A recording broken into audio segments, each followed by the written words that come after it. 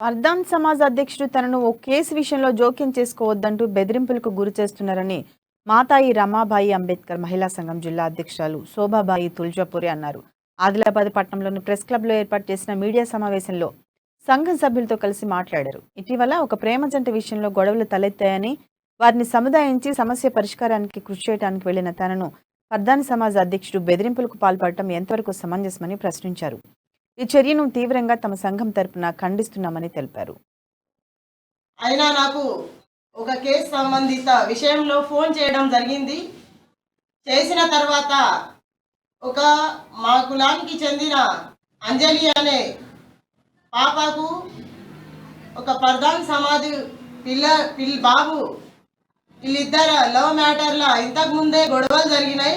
గొడవలు జరిగిన తర్వాత నేను పోలీస్ స్టేషన్ దాకా పోయింది.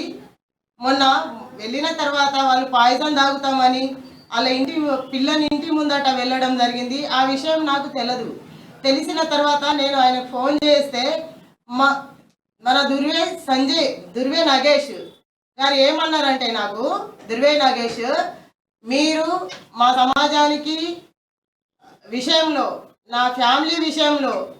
నా ఫ్యామిలీ మ్యాటర్ కాబట్టి మీరు రావద్దు,